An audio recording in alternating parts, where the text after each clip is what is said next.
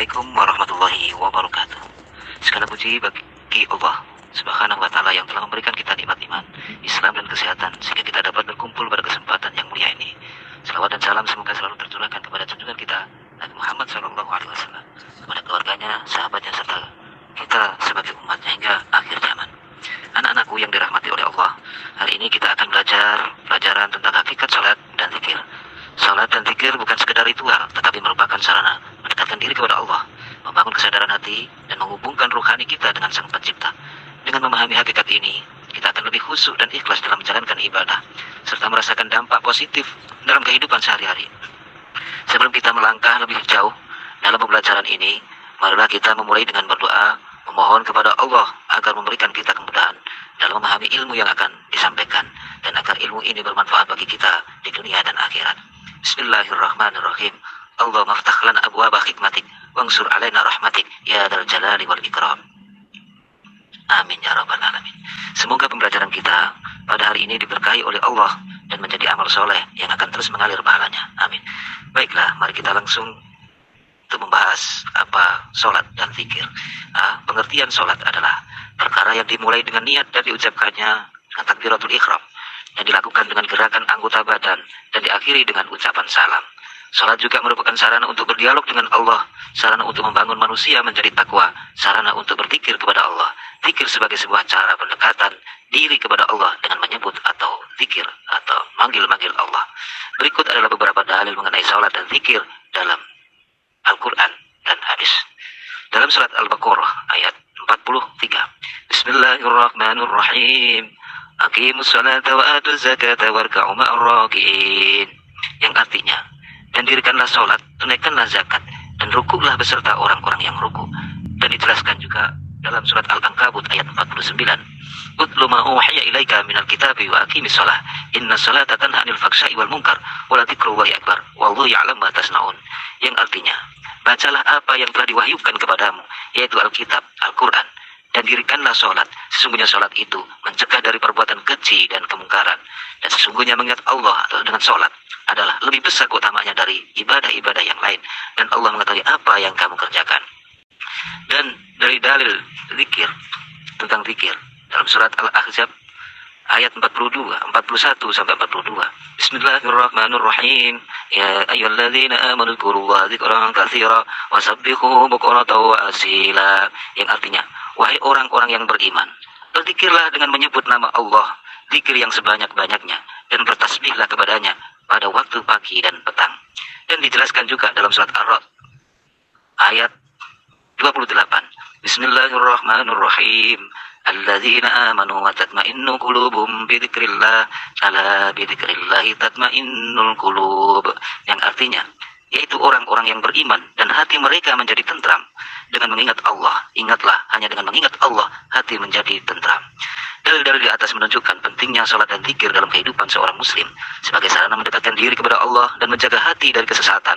Berikut adalah beberapa dalil mengenai salat dan zikir dalam keterangan surat Al-Baqarah. Aqimus shalah wa atuz zakah warka'u ma'ar raki'in, dan dirikanlah salat, tunaikanlah zakat, dan rukuklah bersama orang-orang yang rukuk. Dan dijelaskan tadi dalam surat Al-Ankabut, yang artinya, bacalah apa yang telah diwahyukan kepadamu, yaitu Alkitab, Al-Quran, dan dirikanlah sholat. Sesungguhnya sholat itu mencegah dari perbuatan keji dan kemungkaran. Dan sesungguhnya mengingat Allah, sholat adalah lebih besar keutamanya dari ibadah-ibadah yang lain. Dan Allah mengetahui apa yang kamu kerjakan. Dan beberapa ayat yang lain menjelaskan pentingnya sholat dan zikir. Anak-anakku sekalian, itu diantara beberapa dalil yang menunjukkan pentingnya sholat dan zikir dalam kehidupan seorang muslim sebagai sarana pendekatan diri kepada Allah Subhanahu wa Ta'ala dan menjaga hati dari kesesatan. Dan untuk mengerjakan sholat, para ulama memberikan rambu-rambu terkait rukun sholat, sunnah sholat, syarat sah sholat, dan syarat wajib sholat. Dengan demikian, ibadah sholat yang dilakukan dapat diterima oleh Allah Subhanahu wa Ta'ala. Yang pertama, B. Rukun sholat adalah perkara yang harus dikerjakan dalam sholat. Jika ada satu bagian dari rukun tidak dikerjakan, otomatis sholat menjadi tidak sah. Dan berikut rukun sholat secara rinci. 1. Berdiri dalam mengawali ibadah sholat. Rukun pertama yang harus kita penuhi yaitu berdiri. Namun ada pengecualian dalam pelaksanaan rukun ini bagi sejumlah kalangan yang memiliki udzur atau halangan, yakni orang sakit. Bagi orang-orang yang sudah tidak mampu berdiri, mereka dapat melakukan sholat dengan duduk. Jika tidak dapat melakukan sholat sambil duduk, mereka boleh mengerjakan sholat dalam kondisi berbaring. Jika kepala dan tangan tidak dapat digerakkan dalam kondisi berbaring, mereka boleh memakai isyarat melalui mata ataupun dalam hati. Yang kedua, niat. Niat wajib dilakukan dalam hati dan dianjurkan dibaca dengan lisan. Niat ini mencakup nama sholat yang dikerjakan dan melaksanakannya karena Allah Subhanahu wa Ta'ala. Niat dalam bahasa Arab, misal ingin melengkapi niat dalam bahasa Indonesia di hati, saya niat sholat subuh lillahi ta'ala. Itu seperti untuk penyempurnaan, menjelaskan maksudnya. Yang ketiga, takbiratul ihram. Setelah berdiri dan niat sholat, kita melakukan takbiratul ihram. Ini dilakukan dengan membaca takbir, yaitu Allahu Akbar, saat mengawali sholat sambil mengangkat kedua tangan. Yang keempat, membaca surat Al-Fatihah. Setiap rakaat wajib membaca surat Al-Fatihah. Membaca Al-Fatihah juga harus memenuhi hukum tajwid agar tidak mengubah makna dan maksud dari surat Al-Fatihah. Yang kelima, ruku dengan tumak ninah. Ruku ialah kondisi punggung dan bagian belakang kepala berada dalam posisi datar sehingga membentuk sudut 90 derajat dengan kaki. Kedua tangan memegang lutut, pandangan mata melihat tempat sujud. Posisi ruku harus diam sejenak atau tumak ninah alias tidak boleh bergerak. Karenanya ruku tidak boleh dilakukan dengan terburu-buru. Yang keenam, iktidal dengan tumak ninah. Badan kembali berdiri tegak untuk beriktidal. Kedua tangan lurus berada di samping badan. Posisi ini dengan tumak ninah atau diam sejenak alias tidak boleh ada anggota badan yang bergerak termasuk tangan. Yang ketujuh, sujud dengan tumak ninah. Selanjutnya sujud dengan tumak ninah. Sujud dilakukan 2 kali yang dihubungkan dengan duduk di antara 2 sujud. Ada 7 anggota badan yang terkait dalam sujud. Anggota badan itu ialah kening termasuk hidung, kedua tangan, kedua lutut, dan kedua kaki. Tubuh bagian bawah diangkat lebih tinggi dari tubuh bagian atas. Dengan syarat ini, sujud memiliki posisi pantat harus lebih tinggi dari posisi kepala dan kedua pundaknya, alias tidak boleh sejajar atau bahkan lebih rendah. Duduk di antara 2 sujud. Setelah sujud pertama di setiap rakaat, duduk di antara 2 sujud dengan tumak ninah. Duduk di sini disebut iftiros. Duduk iftiros dilakukan dengan membentangkan punggung kaki di lantai dan mendudukinya serta kaki kanan ditegakkan dan jari-jarinya menghadap kiblat. Kedua tangan diletakkan di atas paha atau memegang lutut. Setelah itu lakukan kembali sujud yang kedua dengan tumak ninah. Yang kesembilan, duduk tasyahud akhir di rakaat terakhir sholat. Setiap orang harus melakukan duduk tasyahud akhir sebelum salam. Duduk tasyahud akhir disebut tawarruk. Duduk tawarruk hampir mirip dengan duduk iftiros. Ada sedikit perbedaan dan persamaannya, yaitu kaki kanan tegak dengan jari-jari menghadap kiblat. Perbedaannya, kaki kiri dimasukkan ke bawah setelah kaki kanan dan pantat menduduki lantai. 10. Membaca tasyahud akhir. Wajib membaca bacaan tasyahud akhir saat gerakan rakaat terakhir sholat. Di antaranya membaca at-tahiyyatul mubarakatus salawatut thayyibatu lillah ila akhir. Yang selanjutnya membaca salawat Nabi. Wajib membaca salawat Nabi dikirimkan kepada Nabi Muhammad SAW, yaitu membaca Allahumma sholli ala Sayyidina Muhammad di antara sebagai tambahan ketika membaca tasyahud akhir. Yang ke-12, salam ke arah kanan. Membaca salam dengan menggerakkan kepala ke kanan dan ke arah kiri dengan mengucapkan Assalamualaikum warahmatullahi wabarakatuh. Yang ke-13, tertib. Rukun terakhir ini berarti melakukan sholat atau semua rukun sholat dengan beraturan atau berurutan. Bila urutannya tidak tertib, sholat tidak sah dan harus diulang kembali. Dari 13 rukun itu, para ulama membaginya dalam 4 macam. Ini disampaikan Al-Habib Ahmad bin Hasan Al-Kaf dalam At-Taqrirat Al-Sadidah fi Al-Masail Al-Mufidah juz 1 halaman 208. Rukun qalbi. Rukun qalbi dikerjakan oleh hati, yaitu niat. Diketahui bahwa niat itu berada dalam hati, namun disunahkan untuk melafalkannya guna menuntun hati untuk berniat. Yang B, rukun qauli. Rukun qauli berupa perkataan. Ini mencakup takbiratul ihram, membaca surat Al-Fatihah, tasyahud akhir, membaca sholawat kepada Nabi Muhammad SAW di tasyahud akhir, dan salam. Jadi rukun qauli itu ada 5 jenis. Yang C, rukun fi'li. Rukun fi'li berupa perbuatan. Jumlahnya ada 6, yaitu berdiri, ruku, iktidal, sujud, duduk di antara 2 sujud, duduk di tasyahud akhir. Yang D, rukun maknawi. Rukun maknawi yaitu tertib, yaitu menempatkan rukun pada tempatnya tanpa membolak-baliknya. Yang C, sunnah sholat. Ada 2 macam sunnah sholat, yaitu sunnah abad dan sunnah hay'ah. Jika meninggalkan sunnah abad, kita disunahkan untuk sujud sahwi atau menggantinya. Jika meninggalkan sunnah hay'ah, tidak ada konsekuensi apapun, tetapi sebaiknya dilakukan untuk meningkatkan kualitas sholat. Yang A, sunnah hay'ah. 1. Mengangkat kedua tangan setinggi kira-kira di atas kedua pundak atau sejajar dengan telinga, seraya membuka telapak tangan dan merenggangkan jari-jarinya pada 4 tempat. Keempat tempat tersebut ialah ketika takbiratul ihram, saat hendak ruku, saat beralih ke iktidal, dan ketika berdiri dari tasyahud awal. Yang kedua, bersedekap setelah takbiratul ihram serta bangkit dari sujud kedua dan setelah tasyahud awal.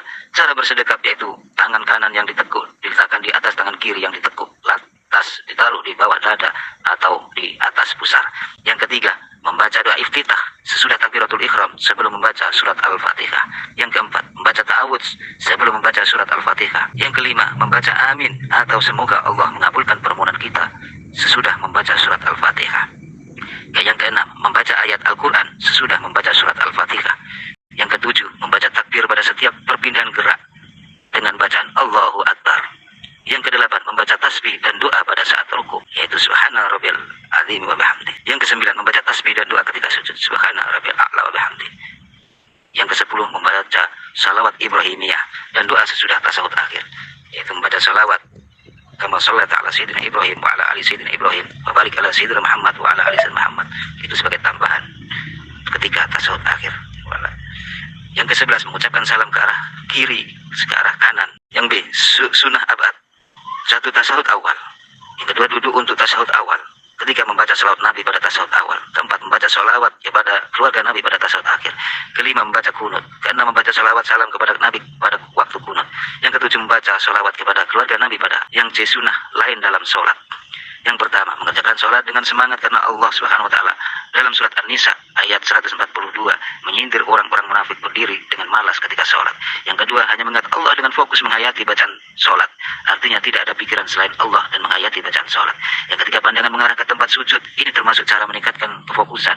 Ini disunahkan bagi orang buta sekalipun atau orang yang sholat dalam ruangan yang gelap. Yang keempat, setelah sholat membaca zikir dan doa. Syarat sah sholat. Pengertian syarat sah sholat adalah hal-hal yang menjadi penentu keabsahan sholat, tetapi bukan bagian dari sholat. Ini berbeda dengan rukun yang merupakan bagian dalam sholat. Ada 8 syarat sah sholat. 1. Suci dari hadas besar dan kecil. Suci dari hadas besar dilakukan dengan mandi wajib. Suci dari hadas kecil dilakukan dengan mengambil wudhu. Yang kedua, suci pakaian, badan dan tempat dari najis. Yang ketiga, menutup aurat. Yang keempat, menghadap kiblat. Yang kelima, masuk waktu sholat. Yang keenam, mengetahui rukun-rukun sholat. Yang ketujuh, tidak meyakini bahwa di antara rukun-rukun sholat ialah sunnah. Yang kedelapan, menjauhi semua yang membatalkan sholat. Selanjutnya, syarat wajib sholat. Syarat wajib sholat bermakna seseorang tidak dibebani kewajiban sholat ketika salah satu dari syarat-syaratnya tak terpenuhi. Ada 6 syarat wajib sholat. 1. Beragama Islam. Hanya orang Islam yang diwajibkan sholat. Karenanya orang kafir atau non-muslim tidak diwajibkan sholat dan tidak wajib qada sholat bila ia belum masuk Islam. 2. Balik. Tanda balik ada 3. Telah cukup umur 15 tahun dalam hitungan tahun Hijriah. 2. Keluar mani baik lewat mimpi ataupun tidak. Yang C. Haid bagi perempuan di usia minimal 9 tahun dalam hitungan tahun Hijriah. Yang ketiga, berakal, karena itu tidak diwajibkan sholat bagi orang gila dan tidak ada qada bagi mereka apabila sembuh atau waras dari gilanya. Yang keempat, suci dari haid dan nifas, tidak diwajibkan sholat bagi wanita yang sedang haid dan nifas dan tidak ada qada sholat baginya. 5. Sampai dakwah Islam padanya. Tidak diwajibkan sholat bagi orang yang belum sampai dakwah Islam kepadanya karena belum mendapatkan hidayah dan tidak mengqada sholat apabila ia menerima dakwah dan masuk Islam. Yang keenam, sehat panca indera, tetapi perintahkan sholat bagi orang yang buta dan tuli sekaligus walaupun ia bisa berbicara dan tidak ada qada sholat baginya apabila sembuh. Demikian rukun sholat, sunnah sholat, syarat sah sholat, dan syarat wajib sholat. Dalam mendirikan sholat, dengan menjalankan itu semuanya, diharapkan sholat kita diterima dan bernilai baik bagi Allah Subhanahu wa Ta'ala. Semoga kita semua diberikan ilmu yang manfaat dan barokah. Amin. Baiklah anak-anak, terima kasih atas partisipasinya. Mari kita tutup dengan ucapan Alhamdulillahirabbil alamin. Assalamualaikum warahmatullahi wabarakatuh.